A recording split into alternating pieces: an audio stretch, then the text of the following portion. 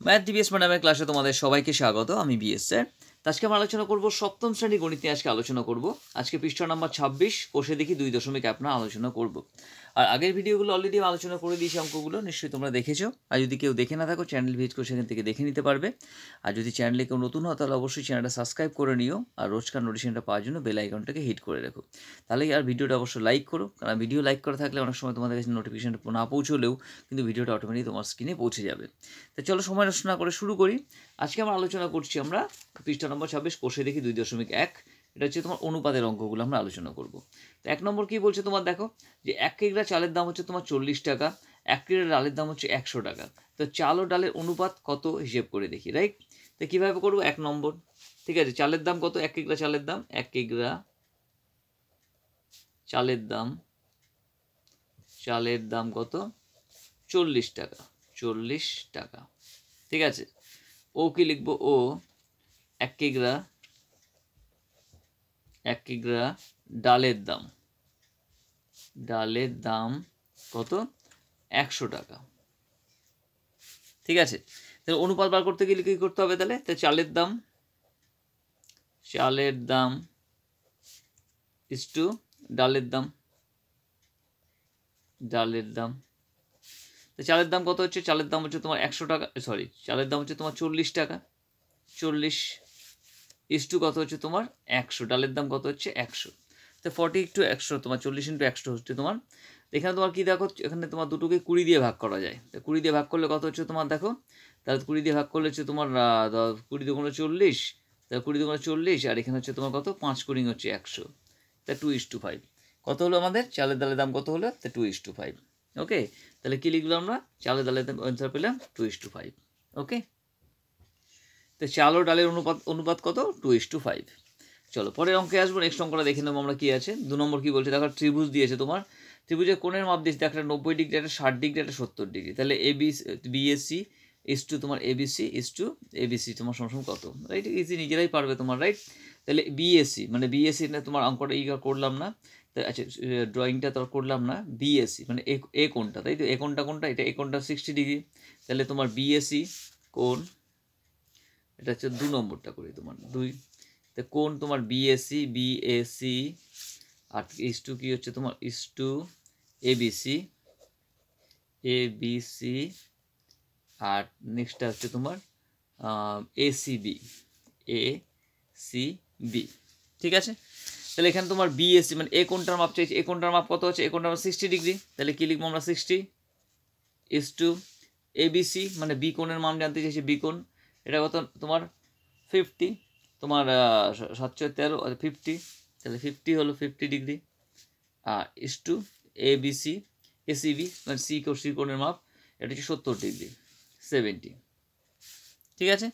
তাহলে কত হচ্ছে তোমার? দেখো, আর তোমরা দুটো যদি 10 দিয়ে ভাগ করো, সব শূন্য শূন্য হাঁটিয়ে দিই, তাহলে কত হচ্ছে তোমার? এই 10 সব 10 দিয়ে ভাগ করা, সবগুলো শূন্য আছে পেছনে। তাহলে কি হচ্ছে? 6:5:7, ঠিক আছে। তো কত পেলাম? কোণের অনুপাত কত পেলাম আমরা? তাহলে এবিসি কোণের বিএসসি এবিসি আর এসিবি কোণের মাপ অনুপাত হচ্ছে 6:5:7, ঠিক আছে। ঠিক আছে, শর্টে করে দিলাম। আর তোমরা কি করবে? এই কোণের মাপগুলো লিখে নেবে। এখানে সাইডে কোণের মাপ নেবে। কোণ বিএসি, ঠিক আছে। কোণ হচ্ছে তোমার বিএসি ইকুয়াল টু তোমার 60 ডিগ্রি দেবে, 60 ডিগ্রি। কোণ তোমার এবিসি ইকুয়াল টু দিয়ে দেবে তোমার কত? 50 ডিগ্রি, 50 ডিগ্রি। আর কোণ তোমার কি আছে? এসিবি ইকুয়াল টু দিয়ে দেবে কত? তোমার 70 ডিগ্রি, 70 ডিগ্রি। এবার সাইডে লিখে নেবে আগে, রাইট? লিখে নিয়ে অঙ্কটাকে করবে। ওকে, চলো 3 নম্বরটা দেখে নেক্সট অঙ্কটা কি আছে দেখে নেবো একবার। 3 নম্বর কি বলছে? একটি পেন্সিলের দাম হচ্ছে 3 টাকা, একটি লজেন্সের দাম 50 পয়সা, এবং একটি তোমার পেন্সিল ও একটি লজেন্সের দামের অনুপাত হিসাব করে দেখি, রাইট? এটা পেন্সিল আর লজেন্সের দামের অনুপাত হিসাব করে দেখতে বলেছে। একটা টাকায় দেওয়া আছে, একটা পয়সায় দেওয়া আছে। তাহলে কি করবো আমরা? দুটোকেই পয়সায় নিয়ে নেবো, রাইট? একটি পেন্সিলের দাম 3 টাকা, তাহলে কি লিখব? 3 নম্বর, একটি পেন্সিলের দাম 3 টাকা। 3 টাকা সমান সমান কত হচ্ছে? 3 টাকা সমান সমান আমরা কি জানি? 300 পয়সা। 300 পয়সা। 3 টাকা সমান সমান 300 পয়সা, ঠিক আছে। নেক্সট কি লিখবো? একটি লজেন্সের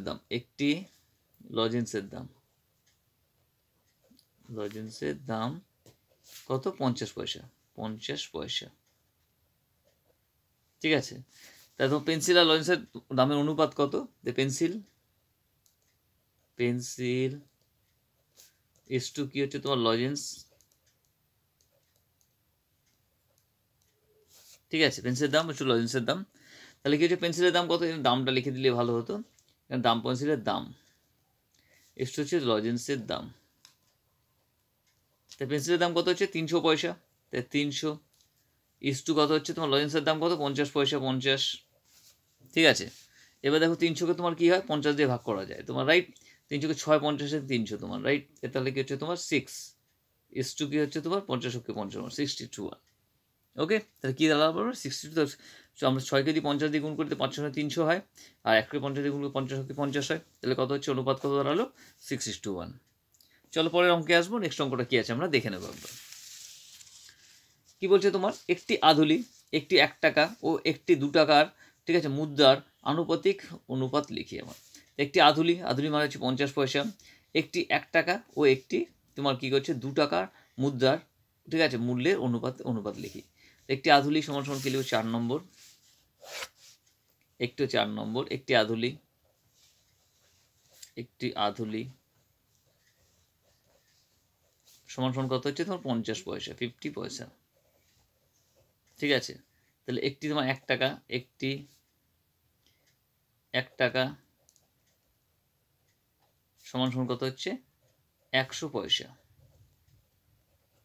ঠিক আছে, আর একটি 2 টাকা, একটি 2 টাকা সমান সমান কত হচ্ছে 200 পয়সা। বোঝা গেল? তাহলে আধুলি মানে হচ্ছে 50 পয়সা হয়, একটি 1 টাকা মানে হচ্ছে 100 পয়সা হয়, আর একটি 2 টাকা মানে হচ্ছে কত তোমার? একটি 2 টাকা মানে তোমার 200 পয়সা হয়। তাহলে এই অনুপাত যদি আমরা করি, অনুপাতটা করলে কী লিখবো আমরা? তাহলে লিখবো এবার তোমার সুতরাং একটি আধুলি একটি 1 টাকা, একটি 1 টাকা ও একটি 2 টাকার, একটি 2 টাকার মূল্যের অনুপাত। ঠিক আছে, কি লিখলাম? একটি আধুলি, একটি 1 টাকা ও একটি 2 টাকার থেকে মূল্যের অনুপাত।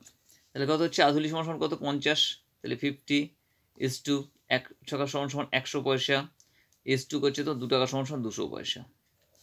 ঠিক আছে, তাহলে কি প্রত্যেকে 50 দিয়ে ভাগ করা যাচ্ছে? তাহলে 50 দিয়ে ভাগ করলে দেখাতে 1:2 কি হচ্ছে 4, 1:2:4।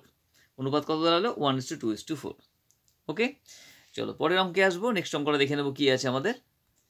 নেক্সট পরের অঙ্ক 5 নম্বর। তোমার কি বলছে? উমার বয়স 12 বছর 6 মাস, রাতুলের বয়স 12 বছর 4 মাস, নূরজাহানের বয়স তোমার 12 বছর হলে ওদের 3 জনের বয়সের অনুপাত কত লিখি।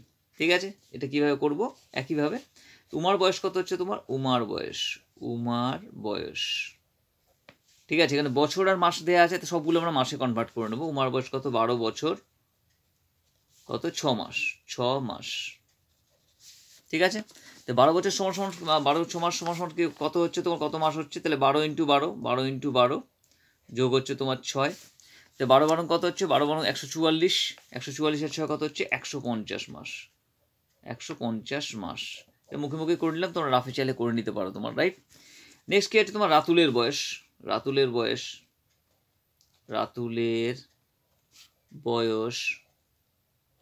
কত হচ্ছে তোমার? 12 বছর 4 মাস।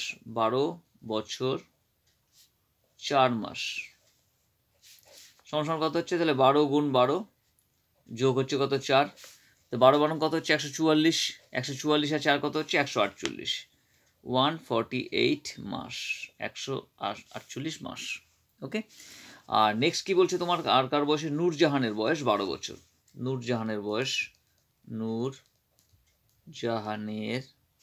বয়স কত? 12 বছর।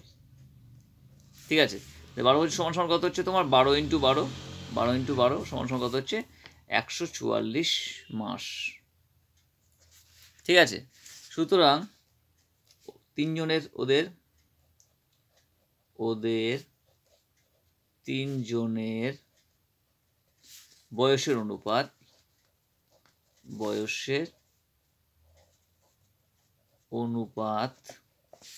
কত হবে তোমার 150 ইস্টু তোমার কত হচ্ছে 150 ইস্টু কত 148 148 ইস্টু 144 144।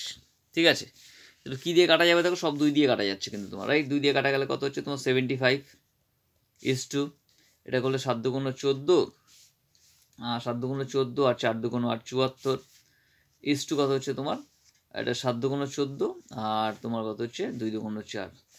ঠিক আছে, তাহলে কত হচ্ছে তোমার 75:74:72।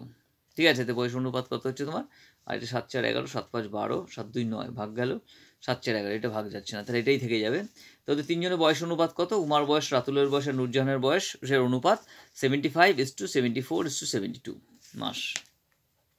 মাস না দিলেও চলবে তোমার, রাইট? এটা লিখে দিলেই হয়ে যাবে তোমার। চলো পরের অঙ্কে আসবো, নেক্সট অঙ্কটা দেখে নেব। এখানে এককটা লেখার দরকার নেই, এখানে একক জানতে চাই, মাসটা জানতে চাইনি। ঠিক আছে, হয়ে গেল। 6 নম্বরটা দেখে নেবো আমরা। নেক্সট কি বলছে, সমকোণী সমদ্বিবাহু ত্রিভুজের কোণগুলোর অনুপাত কত হবে তোমার লিখি, রাইট? সমকোণী সমদ্বিবাহু যে ত্রিভুজের কোণগুলির অনুপাত কত হবে লিখি, রাইট? তো চলো কীভাবে করবো দেখে নিই আমরা। তো প্রথমে কি একটা সমকোণী ত্রিভুজ আঁকবো আমরা 6। সমকোণী কি মানে একটা কোণ কী হবে তোমার 90 ডিগ্রি হবে, সমকোণ হবে তোমার। ঠিক আছে, একটা কোণ তোমার এইটা কি, এই কোণটা তোমার 90 ডিগ্রি হবে। আর সমদ্বিবাহু, ঠিক আছে, ধরো এবিসি একটা ত্রিভুজ এ বি সি। ঠিক আছে, ত্রিভুজ এবিসি ত্রিভুজের কী আছে, তো কোণ এবিসির মান কত, A B C equal to কত 90 ডিগ্রি হবে, 90 ডিগ্রি হবে। ঠিক আছে, কোণ কী হচ্ছে তোমার তাহলে বিএসি, কোণ বিএসি এর মাপ কত হবে, সমকোণী বলেছে আবার সমদ্বিবাহু ত্রিভুজ বলেছে, রাইট? মানে এই দুটো বাহু সমান যদি হয় তাহলে কোণ দুটোও সমান হবে তোমার, তাই তো? তাহলে এর যদি 90 ডিগ্রি হয়, এটা 90 ডিগ্রি যদি হয় তাহলে এই দুটো কত হবে 45 45 হবে, কারণ তিনটি কোণের সমষ্টি কত 180 ডিগ্রি হতে হবে। তাহলে এইটাও 45 হবে, এটাও 45 হবে, তাহলে বিএসসি ইকুয়াল টু কত 45 ডিগ্রি।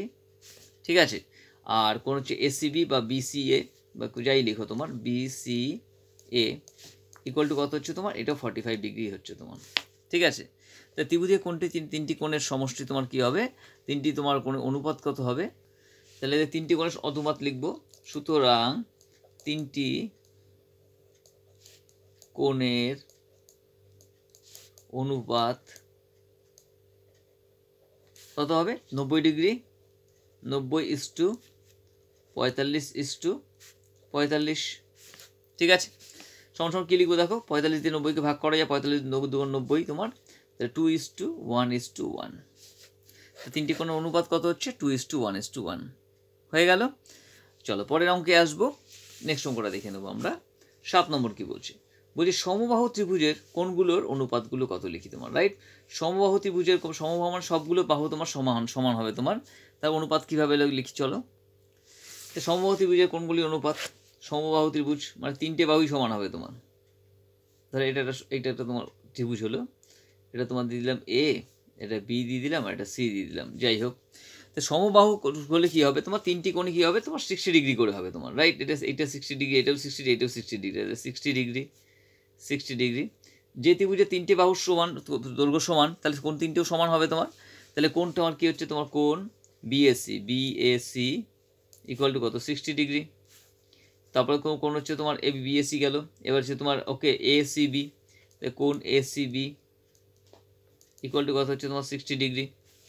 আর কোণ কত হচ্ছে তোমার, ধরো তোমার সিবিএ বা এবিসি যাই হোক, কোণ ইকুয়াল টু কত হচ্ছে, এটাও তোমার 60 ডিগ্রি হচ্ছে তোমার, রাইট? যেহেতু তোমার সমবাহু ত্রিভুজ, তাহলে সমবাহু তিনটে বাহু সমান হবে, তিনটে কোণও সমান হবে, তাহলে তিনটির অনুপাত, তাহলে এদের কী লিখব, এদের তিনটি কোণের অনুপাত, তিনটি কোণের অনুপাত কত হচ্ছে তোমার, তিনটে কোণের অনুপাত হচ্ছে 60:60:60, তাহলে 60:60:60। ওকে, তাহলে কত হচ্ছে সমান দেখো, সব 60 দিয়ে ভাগ করা যাচ্ছে, তাহলে 1:1:1। ঠিক আছে, চলো পরের অঙ্কে আসবো, নেক্সট অঙ্কটা দেখে নেবো কী আছে আমাদের। ঠিক আছে, আজকে এই পর্যন্ত হলো, কারণ ভিডিওটা অলরেডি অনেক বড় হয়ে গেছে। আজকের জন্য এই পর্যন্ত। ভিডিওটা অবশ্যই লাইক করো, বন্ধুদের সঙ্গে শেয়ার করো, আর কোনো কিছু বুঝতে অসুবিধা হলে কমেন্টস বক্সে অবশ্যই কমেন্টস করো, আর নোটিফিকেশনটাকে অন করে রাখো, ভিডিওটাকে লাইক করে রাখো, পরের ভিডিওটা কিছুক্ষণ পরে আপলোড হয়ে যাবে তোমাদের। আর বাকি তোমাদের সাবজেক্ট যেগুলো আছে বাংলা, পরিবেশ, ইতিহাস, ভূগোল, এর জন্য তোমরা ডিবিএস ম্যাডাম ক্লাসটাকে ফলো করবে, যেখানে ম্যাডাম কিন্তু খুব সুন্দরভাবে স্টাডি করায়, যে ক্লাসগুলো অ্যাটেন্ড করলে কিন্তু ফুল মার্কস তোমরা অ্যাচিভ করতে পারবে। আজকের জন্য এই পর্যন্তই, নেক্সট ভিডিওতে আবার দেখা হবে। খুব ভালো থেকো।